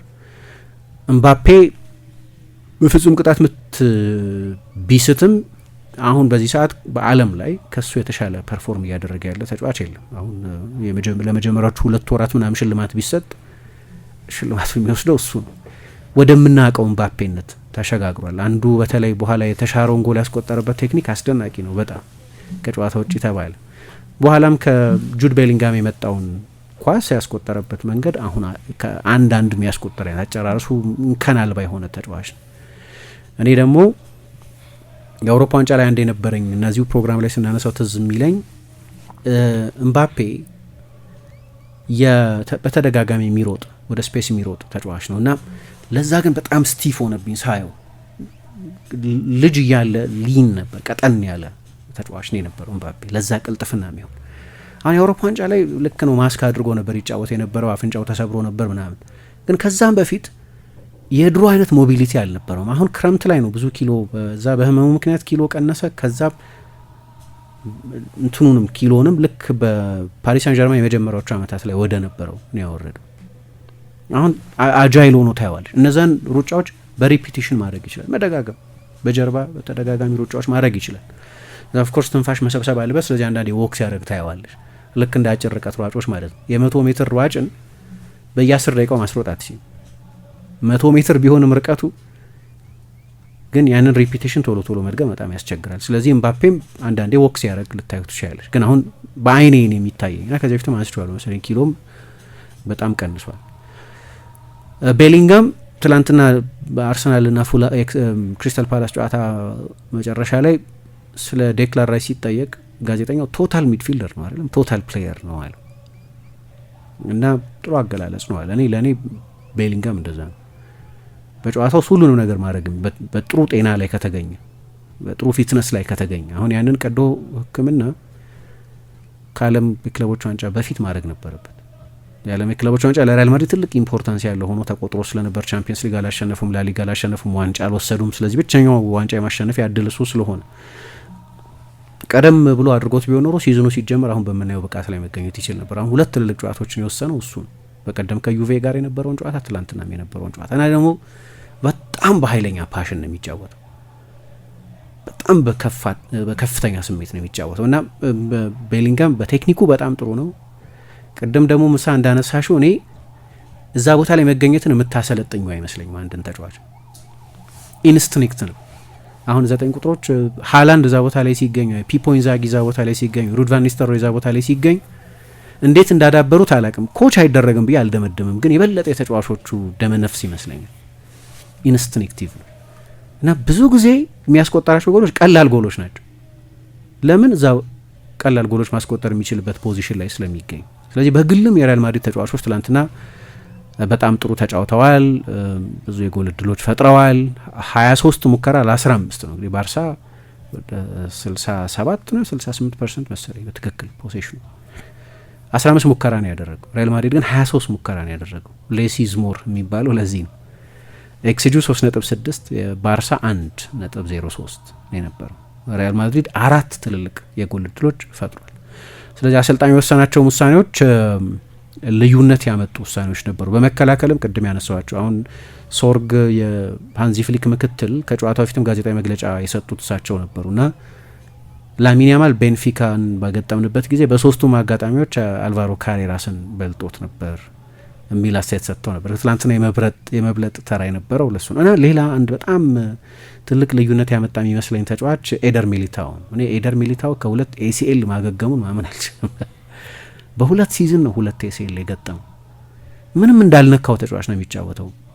ትልቅ ልዩነት አንዴ የመጀመሪያው ጎል ሲቆጠር እሱ ነው አይደለም፣ ለማን ነው የቤሊንጋም ጎል ሲቆጠር እሱ ነበር የቪኒሽስን ኳስ ወደ ሳጥን ያጠፈው። ግን በመከላከልም የማድሪድ ምርጡ ተከላካይ ይመስለኛል። በጣም በጣም ጥሩ ተጫውቷል። በመከላከል ማለቴ አሁን ከፖሴሽን ጋር ምናምን ዲን ሃውሰን በጣም የላቀ ተጫዋች ነው። ግን እንደው በትራዲሽናል ዲፌንዲንግ የአየር ላይ ኳሶች በማሸነፍ ታክሎች በመውረድ ኢንተርሴፕት በማድረግ ታክል በመውረድ ይህንን በመሳሰሉት ደንበኛ መከላከልን በምንለካባቸው ነገሮች በጣም የተዋጣለት ተከላካይ ነው። ስለዚህ ለማድሪድ በጣም ምርጥ ፐርፎርማንስ የነበረበት ነው እና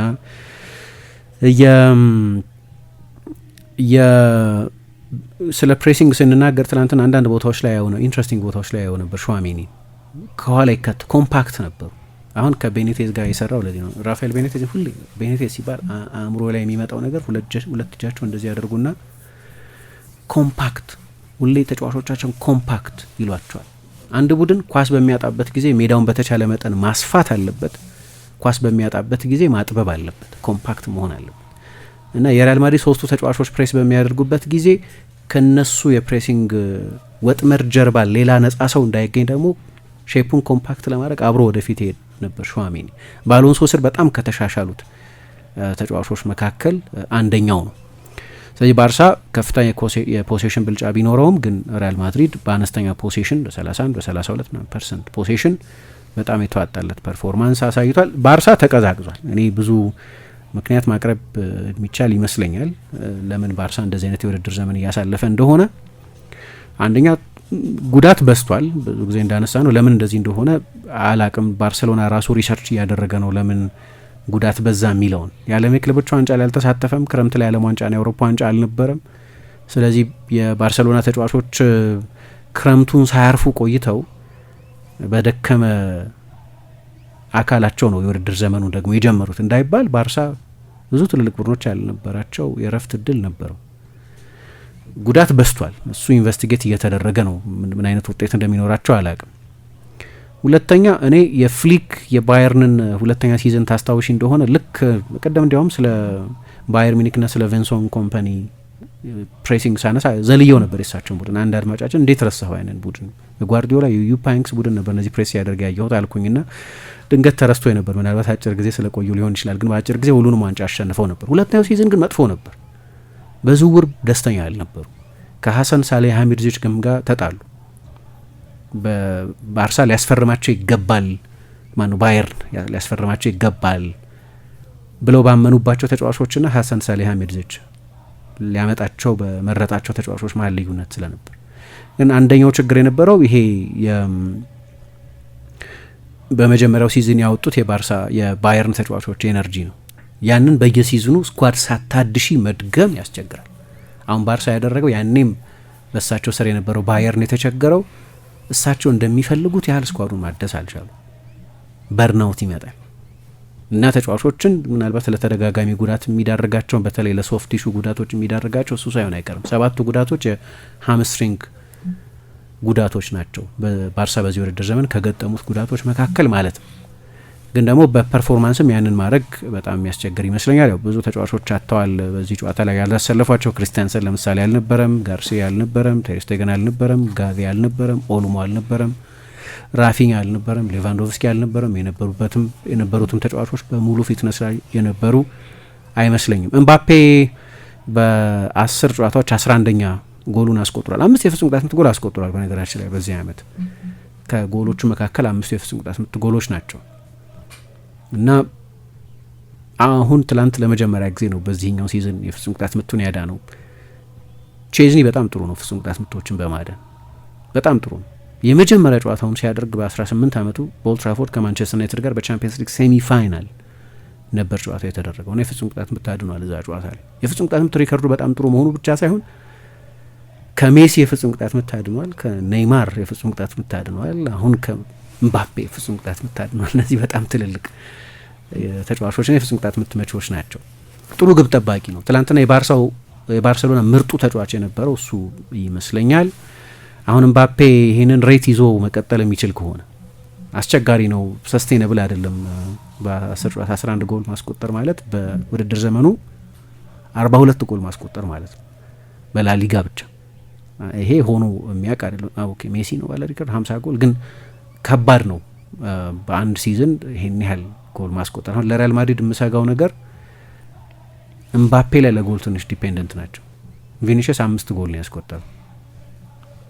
ቪኒሽስ 5 ጎል ብቻ ነው ያስቆጠረው። ሊያውም ለክፉ የሚሰጥ አይደለም፣ ግን በከፍተኛ ጎል አስቆጣሪውና ቀጥሎ ባለው መካከል ሰፊ ልዩነት አለ። ስለ ሲቲና ስለ ሃላንድ ስናገርም የሆነ ጊዜ ሃላንድ ጎል ሳያስቆጥር ሲቀር ሲቲ ሌሎች ጎል አስቆጣሪዎች የሉትም እና ጨዋታዎቹ ሊቸገር ይችላል የሚል ግምት ነበረኝ። የቪኒን ጉዳይ ግን ልቋጭበት ላንሳው ትንሽ።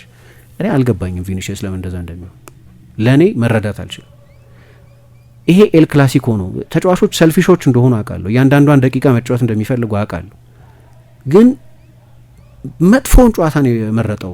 ድራማ እንደዛ ለመፍጠር መጥፎውን ጨዋታ ነው የመረጠው። አንደኛ በቀደም ካረማዴሚ በቦሩሲያ ዶርትሙንድ ጨዋታ ላይ ተቀይሮ ወጣና በቃ እቃ ወረወረ፣ የሆነ ነገር አደረገ ወደ ቤንቹ ሲቀመጥ። ኒኮ ኮቫች ኃይለኛ የዲስፕሊን ሰው ነው፣ የሚታገሰው አይመስለኝም። አሎንሶም ችግር የለም አናግረዋለሁ። እኔ አሁን ስለሱ ስለፈጠረው አጀንዳ ምናምን ማውራት አልፈልግም፣ ግን ፖዚቲቭን ብቻ ላንሳ። በጣም ጥሩ ተጫውቷል። በጣም ነው ጥሩ የተጫወተው። ቪኒሽስም ጥሩ እየተጫወትኩ ነው ብሎ እንዳመነ ግልጽ ነው። ልክ ነው፣ እኛም እንዳነሳ ነው በጣም ጥሩ ተጫውቷል። ቢግ ፒክቸር የሚባል ነገር አለ። ግን ጨዋታው የሚደረገው ለቪኒሽስ አይደለም፣ ለሪያል ማድሪድ ነው ጨዋታው የሚደረገው እና ሮድሪጎ አይተናነስም ከቪኒሽስ በተሰጡ 20 ደቂቃ መጫወት ያንስበታል እንጂ አይበዛበትም ለሮድሪጎ። ማንም ተጫዋች እንደሚያደርገው አውቃለሁ እኮ ኤምባፔም ተቀይሮ ቢወጣ ደስተኛ አይሆንም፣ ላሚን ያማልም ተቀይሮ ቢወጣ ደስተኛ አይሆንም፣ ሜሲ ተቀይሮ ሲወጣ ደስተኛ አልነበረም፣ ሮናልዶ ተቀይሮ ሲወጣ ደስተኛ አልነበረም። ምናምን ደስተኛ አለመሆን ግን አልነበረም። የትላንትን ያው ኢግኖር አደረገው ሙሉ ለሙሉ አሰልጣኙ። ተጫዋቹ ሲመጣ እየተናገረ የሆነ ነገር እያለ እንዲያውም ዳዞን ምንድን ነው ያለው? እለቃለሁ መጀመሪያ ዮ ሚስተር እኔ ነው ቀይረ የምታስወጣኝ ምናምን እያለ ደጋግሞ መናገር ጀመር። በኋላ ዳዞን ቀረጽኩት ደግሞ ሲናገር የሚለው አሁን እለቃለሁ፣ ይህንን ቡድን እለቃለሁ እያለ ነው ይወጣ የነበረው። ያው ስለ ቪኒሽስ የምናውቀው አንድ ነገር በጣም ኢሞሽናል፣ በሌሎችም ነገሮች ኢሞሽናል ነው። አንዱ ህይወት ያለው ተጫዋች የሚያደርገው ስሜቱን የሚደብቅ አይደለም፣ ግን ትክክለኛውን ጊዜ ግን የመረጠ አይመስለኝም ለዛ አይነት ታንትረም። በኋላ ነው እኮ ሎፒስ የሚባሉት የግብ ጠባቂ አሰልጣኝ ቀጥታ ወደ መልበሻ ክፍል ነው እንደውም የገባው። ሪያል ማድሪድ 2-1 እየመራ ነበር አይደለም። አምና 4 ጨዋታ ተሸንፏል ከባርሰሎና ጋር። ቤሊንጋም እንዲያውም ይሄን ጨዋታ በጣም ማሸነፍ ያስፈልገን የነበረው እነሱን ማሸነፍ አቅቶን ስለነበር ነው የሚል አስተያየት ሰጥቷል። እና ቀጥታ ወደ መልበሻ ክፍል ገባ። ሎፒስ የሚባሉት የግብ ጠባቂ አሰልጣኝ የስፔን ፕሬሶች እንደሚሉት እንዴት ፉል ፒክቸር ማየት አቃተ? 2-1 ፕሪዘርቭ ለማድረግ እየሞከረ ነው። ፕሬስ ስታደርጉ ቆይታችሁ ዝላችኋል። ስለዚህ አሰልጣኙ ለምንድን ነው ተጫዋች የሚቀይረው? ውጤቱን ሴኪዩር ለማድረግ ነው። እና በኋላ በዚህ አግባብ ተውት ነው ወደ ተጠባባቂ ወንበር የተመለሰው። እና እኔ ሁሌ ተጫዋቾች ተቀይረው ሲወጡ እላቸውን እያንዳንዱ ደቂቃ የመጫወት ምኞታቸውን እንረዳና ተቀይሮ ለሚገባው ተጫዋች አንተ 10 ደቂቃ መጫወት አይገባህም እያለው ነው። ምን ማለት ነው? ምሳ ነገርኝ። አይ ዶንት አንደርስታንድ። አይ እኔ እኮ መጀመሪያም ለማንሳት ሞክሬያለሁ አይደለ? ለሮድሪጎ ሮድሪጎ እንደዛ ይረዳዋል የሚል እምነት የለኝም። ሮድሪጎ ቪኒሲየስ ተቀይሮ ሲወጣ እንደዛ አይነት ሪያክሽን ያሳየው እኔ ተቀይሬ መግባት አይገባውም በሚል እምነት ነው የሚል እምነት የለኝም። ግን እኔ ተሻልኩ ተጫዋች ነኝ፣ ሜዳ ውስጥ ጥሩ እየተጫወትኩ ነው፣ ጥሩ ፐርፎርም እያደረግኩኝ ነው፣ ስለዚህ ለምን እኔ ይቀየራሉ የሚል ብስጭት እንዳበሳጨው ግን ግልጽ ነው። ሌላ ምክንያት ሊኖረው አይችልም አይደለ? ግን አስፈላጊ ነበር ያ ሁሉ ድራማ፣ ያንን ሁሉ መልበሻ ክፍል ቤንች ላይ አልቀመጥም እኔ ተቀይሬ ከወጣው ቤንች ላይ አልቀመጥም ብሎ በቀጥታ እሱን መናገሩ ብቻ ሳይሆን በጣም የተጋነነው የሚለው ነገር ላይ ያስማማኛል። ግን ደግሞ አሰልጣኙ የራሱ የሆኑ መልከታዎች አሉት አይደለ? ቪኒሲየስን ቀይሮ ማስወጣትና ሮድሪጎን ቀይሮ ማስገባት ምናልባት የተከላካይ ተጫዋች ቢገባ ኑሮ ውጤቱን ለማስጠበቅ ለመከላከል አስበው ነው የሚል እምነት ይኖረኝ ነበር። ግን ለምን ሌላ ተጫዋች አልተቀየረም ወይ ከሚል የመጣ ይመስለኛል የቪኒሲየስ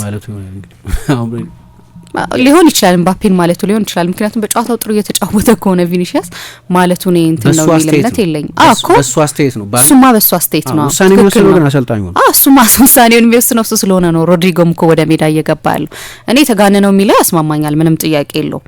ቪኒሲየስ እንደዚህ ነው እናውቃለን። የተጋነነ ነው የሚለው ያስማማኛል። አሰልጣኙ የሚወሰነው ውሳኔ ትክክል ነው የሚለው ያስማማኛል። ግን ምንም ሪያክት አለማድረጉን ምናምን ሪያክት ማድረጉን ግን መቀበለው ጉዳይ ይሆናል። ግን የተጋነነው የሚለው ግን ያስማማኛል። እኔ ደግሞ ተጫዋቾች ብዙ ጊዜ ተጫዋቾች ሰልፊሽ ሜቢ ሰው አብዛኛውም ሰው ሰልፊሽ ነው። ኳስ ተጫዋች እንዲህ ሲያደርግ ሳይ ኃይለኛ ሰልፊሽነት ነው የሚታየኝ። እኔ እዛ ውስጥ የሚታየኝ ለአንደኛ ተቀይሮ ለሚገባውም ተጫዋች ፌር አይደለም። የትላንትና ከካስቲያ ያደገ ተጫዋች አይደለም ተቀይሮ የሚገባው። ትላንት ከካስቲያ ያደገ ተጫዋች አይደለም ተቀይሮ እየገባ ያለው። የሱን ያህል ለሪያል ማድሪድ አስፈላጊ የነበረ ተጫዋች ነው ተቀይሮ እየገባ ያለው እና አንድም በራሱ ግትርነት እንደማይጫወት እያወቀ ለሪያል ማድሪድ ለመቆየት በመወሰኑ ምክንያት እንጂ በአብዛኞቹ ክለቦች ውስጥ ጨዋሚ የሚጀምር ተጫዋች ነው። በአብዛኞቹ ትልልቅ የአውሮፓ ክለቦች አይሮን ነው የማይጀምር። ሮድሪጎ ቢሄድ የማይጀምርበት ቡድን አይታየኝም። እኔ ሮድሪጎ ቢሄድ የማይጀምርበት መልእክት የምታስተላልፊው ለሱም ግን ሮድሪጎ ለምን ገባ እኮ አይደለም እኔ ለምን ተቀየርኩ አይደል ፖይንቱ። እኔ ለምን ተቀየርኩ ነው እንጂ ሮድሪጎ የገባው ተጫዋች አይመስለኝም። ማተረም ያደርጋል ያንን መልእክት የምታስተላልፊው ተቀይሮ ለገባውም ተጫዋች ነው። ምክንያቱም እሱ የተቀየረው በሮድሪጎ ነው እና የመጨረሻ ይኸውልሽ ፉልባክማ አያስገባም 20 ደቂቃ እየቀረው የሚያስገባው ትኩስ ኤነርጂ ያለው የክንፍ ተጫዋች ነው ያስገባው። ሊያውም ከኳስ ውጭ የበለጠ ትጋት እንዳለው የሚታወቅ ተጫዋች፣ ከቪኒሺየስም የበለጠ ከኳስ ውጭ ትጋት እንዳለው የሚታወቅ ተጫዋች እሱ ነው የገባው ተቀይሮ። ከዚያ ደግሞ ይኸውልሽ ለአሎንሶ ትልቅ ጨዋታ ነው ይሄ። ቅድም እንዳልኩት አሎንሶ ቢግ ፒክቸሩን አይቶ ነው ተጫዋቹን የቀየረው። አሁን ቅር ቢሰኝ እረዳለሁ እኔ በቃ ማለት ተጫዋቾች በተለይ ደግሞ ጥሩ እየተጫወትሽ ባለሽበት ጊዜ 90 ደቂቃ መጨረስ ትፈልጊያለሽ፣ አንደርስታንድ ታደርጊያለሽ። ሁሉም ትልልቅ ተጫዋቾች ተቀይሮ ሲወጡ ፈገግ እያሉ ምናምን ሲወጡ አታያቸው። ምናልባት 1 ደቂቃ 2 ደቂቃ ሲቀረው ካልሆነ በስተቀር ዘለግ ያለ ጊዜ ከሆነ የሚቀረው እንደዚህ 20 ደቂቃ 30 ደቂቃ ከሆነ የሚቀረው ማንም ትልቅ ተጫዋች አይደሰትም። እኔ ማቃቸው ትልልቅ ተጫዋቾች በሙሉ አይደሰቱ ተቀይሮ ሲወጡ። አሁን ትላንትና ደስተኛ አለመሆን አይደለም፣ ደስተኛ አለመሆን ሳይሆን በዓለም ፊት የአሰልጣኙን ውሳኔ እየተቃወሙ መውጣት ማለት ነው። በዓለም ፊት የአሰልጣኙን ውሳኔ መቃወም ማለት ነው። ልክ አይደለህም ማለት ነው አሰልጣኙ። ልረዳው የምችለው ግን ብቸኛው ነጥብ ለምን ሁሌ እኔ ካለ ነው ምረዳው። ምክንያቱም ሌሎች ጨዋታዎችም ላይ እየቀየረ ያስወጣው ነበር። የትላንትናው ጨዋታ ግን የተሰባው ቢግ ፒክቸር አንደኛው ተቀይሮ የሚገባው ተጫዋች ሌላ ኢንተርናሽናል ተጫዋች ነው። ሌላ በትልልቅ ድሎች ውስጥ የራሱን አሻራ ያሳረፈ ትልቅ ተጫዋች ነው። ተቀይሮ አይደለም እሱ ማስታንቷኑ ቢገባ ማለት ነው ለነገሩ። ግን ሮድሪጎ ነው ደግሞ የሚገባው። ከዛ ቅር መሰኘቱ በኋላ ወደ አሰልጣኙ ቢሮ ሄዶ ለምንድነው ማልጫወተው ለምንድነው ሁሌ እኔን ቀየረ የምታስወጣኝ ብሎ ማነጋገሩ አንድ ነገር ነው፣ ተገቢ ነው ቅሬታው ማቅረብ። ግን ልክ እንደዛ አይነት ስሜቱን መቆጣጠር አለመቻሉ አንድ ነገር እና አስገራሚ ነበር። ብቸኛው የሪያል ማድሪድ ፐርፎርማንስ ላይ ያለው ኔጌቲቭ ነገር ያንን ባያደርገው ምርጥ ነበር። እሱም በምስል ሲያዩት አበጀው የሚል አይመስለኝም። ያንን ስላደረገ ስሜቴን መቆጣጠር ብችል ነው። አሁን ይሄ ዲስፕሊዝድ መሆን ቅር መሰኘት ለምንድነው እኔን የሚያስወጣኝ ብሎ ቅር መሰኘት 100% የምረዳው ነው። ጥሩ ቢጫወትም ባይ ጥሩ ሳይጫወትም ሲቀይሮ ሲያስወጣው እኮ አሳይቶ ያውቃል እንደ አይነት ባህል። ጥሩ እየተጫወትኩ ነው ግን ሰልፍ ጀጅመንት ነው።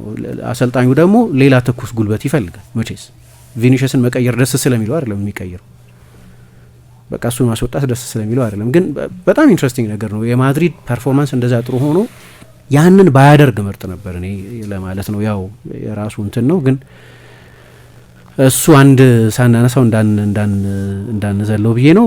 ሁሉም ነገር የነበረው ለሪያል ማድሪድ ግን በጣም የተዋጣለት ፐርፎርማንስ የነበረ። ለባርሳ ግን የቤት ስራው ቀላል አይመስለኝም። በተለይ ራፊኛ እንደገና ተጎድቷል። ጥቂት ጊዜ ወደ ሜዳ አይመለስም። ጋቪ ወራትን ነው ከሜዳ የሚርቀው። አራውሆን ለዚህ ሃይላይን አሰልጣኙ አያምኑትም። ጋርሲያን የሚሰለፈው የፍጹም ቅጣት ምት ተሰጥቶ ነበር እና ለሃንሲ ፍሊክ ከባድ ሳይሆን አይቀርም። የተወሰኑ ደግሞ የአድማቻችን አስተያየት እንቀበል። ይህንን ጨዋታ በተመለከተ የጻፉትን ብሩሽ ተስፋ ባርሴሎና በቂ የሆነ ፕሬሲዝን ጊዜ አሳልፎ ነበር፣ ነገር ግን ጉዳቶቹና ፐርፎርማንሱ በቂ ጊዜ አሳልፎ አይመስልም። የዲሲፕሊን ጉዳይ ባርሴሎና የጠራ ነገር ያለ አይመስለኝም። ምንም ኤል ክላሲኮ አይመስልም። በጣም ደባሪ ጨዋታ ነበረ። አርሰናል ከሊቨርፑልና ከአርሰናል ጋር ሳይሆን ከዩናይትድ ጋር ነው በቅርቡ ጎትተን እናወርደዋለን ብሏል። አሜሪካ አርሰናል የሚል አድማጫችን ቪኒሲየስ ጁኒየር እኔ እንደማስበው ከአሰልጣኙ ጋር ችግር ያለበት ይመስለኛል። ትናንትና ጥሩ እየተጫወተ ነበር ቀይሮ ያስወጣው፣ ግን አሰልጣኙ ስለ ቪኒሲየስ ጁኒየር አንድ ነገር ብትሉ ደስ ይለኛል። ኪሊያን ባርሴሎና ላይ ጎል ይቀለዋል፣ ከተጫወተበት ሁሉም ጨዋታ በላይ ግብ አስቆጥሯል ብሎናል። አምናም እኮ ተሸነፉ እንጂ በዛ 4-3 ባለቀው ጨዋታ ላይ እሱ ነበር ሃትሪክ የሰራው። የመጀመሪያው ጨዋታ መጥፎ ነበር፣ ግን በተቀሩት ጨዋታዎች ላይ ሁሉ ጎል አስቆጥሯል። በተቀሩት 3ቱም ጨዋታዎች ላይ ሱፐር ኮፓ ኢስፓኛውም በላሊጋ መልስ ጨዋታውም በፍጻሜውም ጨዋታ የሱ ጎል ነው እንደም የጨዋታው መልክ የቀየረው። ከጉዳት ተመልሶ ነበር የተጫወተው አስታውሳለሁ። ተቀይሮ ገብቶ ግሩም ጎል አስቆጠረ። ግን ታስታውሽ እንደሆነ በፓሪስ ሳን ዠርማን በነበረበት ጊዜ ሃትሪክ ሰርቷል ባርሴሎና ላይ። የሆነ ጊዜ ደግሞ የመጨረሻው ሲዝኑ ላይ 2 ጎል አስቆጥሯልና ይቀነዋል ብዙ ጊዜ ጎል። ጀማሊ አብደላ ሚል አድማጫችን ጨዋታ የባርሳ ጥሩ አለመሆን ለተመልካች የጠበቅነውን ያህል አልሆነም። ቪኒሲየስ እና ያማል የሚያሳዩት ባህሪ ግን አሳሳቢ ነው። ቪኒ በጣም አበሳጭቶኛል። ይህንን ያህል ባህሪ ማሳየት አሎንሶ ሊያልፈው አይገባም። ለሮድሪጎ ተሳቅቅ ያለው እኔ ከሱ በብቃት የማያንስና የሀገሩ ልጅ ቀይሮት እንደሚገባ እያየ እንደዛ መበሳጨቱ ያሳዝናል። ኪሊያን ግን እንዴት ነው እንደዚህ በሳል አእምሮ ያለውና ቡድኑ አሸናፊ ለማድረግ እንጂ ሌላ አትካራ ውስጥ የማይገባ ምርጥ ኮከብ አይተናል። አርሰናል ግን ስኳድ ማስፋቱ የሚሰጠው ጥቅም የምናይበት ጊዜ ደርሷል ብሎናል። ሌላኛው አድማጫችን ሮባ በትናንትናው የኤል ክላሲኮ የተሻለ ቡድን አሸንፏል። በባርሳ በኩል ግን ከአሰልጣኝ ሃንሲ ፌሊክ ጀምሮ በረኛው ጋርሻ፣ ጋቪ ብሎም ደግሞ ካፒቴን ራፊኒያና አጥቂው ሌዋንዶስኪ ያለመኖር ለሽንፈቱ ዋና ምክንያቶች መካከል አንዱ ነው። ምባፔ ግን እንደተለመደው ምርጥ ብቃቱን ያሳየበት ጨዋታ ነበር ብሎናል። ቅርሴ ብዙነሽ ከተክለ ሃይማኖት ኤል ክላሲኮ ሁሉ ጊዜ ጎል አያጣውም። እኔ ኳስ ማየት ከጀመርኩ ጀምሮ 0-0 የተለያዩበት ጨዋታን አላስታውስም። ሁሌ በጎል የታጀበ ጨዋታ ነው። ከስንት ዓመት በኋላ ኤል ክላሲኮን መሰል ግብ ጭቅጭቅ ታየ። እንዲሁም ካርዶችን አይተናል። ያማል ፈዞ የታየበት፣ ቪኒ ግማሽ 45 የደመቀበት ጨዋታ ነበር። ማድሪድ በማሸነፉ ደስ ቢለኝ እጅ መስጠቱ በጨዋታው መበለጡ ነው ብሎናል። አሰበ የማንቸው ሚል አድማጫችን ላሚን ያማል ታሟል መሰለኝ፣ ተንቀልቅሏል። ልጅነቱን የሚያስታውሰው ጠፍቶ ነው ወይ እንደዚህ መረን የለቀቁ አስተያየቶችን እየሰጠ የሚገኘው? ይሄ ልጅ ብታምኑም ባታምኑም በቅርቡ የሚወርድ ይመስለኛል። የኔ ማረን ያክል እንኳን የምናይ አይመስለኝም። ያማል ማለት እኮ ለክርስቲያኖ ሮናልዶ ክብር ያልሰጠ ሰው ነው። ይሄ ልጅ ስብና የለው። መቼም ቢሆን ለዚህ ልጅ ፍቅር የሚኖረኝ አይመስለኝም። ማድሪድ ግን ትልቅ ቡድን ነው። ትልቅነቱንም ሜዳ ላይ ያሳየ ይመስለኛል። እንደውም በዳኛ ሲታገዙ ነበር ባርሳዎች ብሎናል። ሌላኛው አድማጫችን ቡካዮ ሚል አድማጫችን አርሰናል ትናንትና ጥሩ ምሽት አሳልፏል፣ ኳስ ተቆጣጥሮ ለመጫወት ሞክሯል የሚል አስተያየት ሰጥቶናል። እናመሰግናለን አድማጫችን። አሁንም ቆይታችሁን አራዳ ኤፍ ኤም 95.1 ላይ እንድታደርጉ ነው የምንጋብዛችሁ።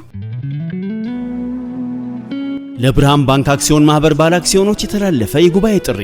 የብርሃን ባንክ አክሲዮን ማህበር ባለ አክሲዮኖች 16ኛ መደበኛ ጠቅላላ ጉባኤ ማክሰኞ ጥቅምት 18 2018 ዓ.ም ከጠዋቱ 2 ሰዓት ጀምሮ በሚሊኒየም አዳራሽ ይካሄዳል። የጉባኤው አጀንዳና ዝርዝር መረጃ መስከረም 18 እና ጥቅምት 5 ቀን 2018 ዓ.ም በታተመው የሪፖርተርና አዲስ ዘመን ጋዜጣ ላይ ይገኛል። ስለሆነም የባንኩ ባለ አክሲዮኖች በሙሉ በተጠቀሰው ቀንና ቦታ ማንነታችሁን የሚገልጽ መታወቂያ ወይም ፓስፖርት ወይም መንጃ ፍቃድ ዋናውንና ፎቶኮፒ በመያዝ እንድትገኙ ጥሪ ያቀረብን። መገኘት የማይችሉ ባለ አክሲዮኖች ጉባኤው ከሚካሄድበት ቀን ቀደም ብለው ቦሌ ድልድይ ፊት ለፊት በሚገኘው የባንኩ ዋና መስሪያ ቤት የአክሲዮን አስተዳደር ክፍል በመሄድ ተወካይ በመወከል ወይም በስብሰባው ለመገኘትና ድምጽ ለመስጠት የሚያስችል ሕጋዊ ውክልና ያለው ተወካይ ማስረጃውን በመያዝ በጉባኤው ላይ መሳተፍ ይችላሉ። የብርሃን ባንክ አክሲዮን ማህበር የዳይሬክተሮች ቦርድ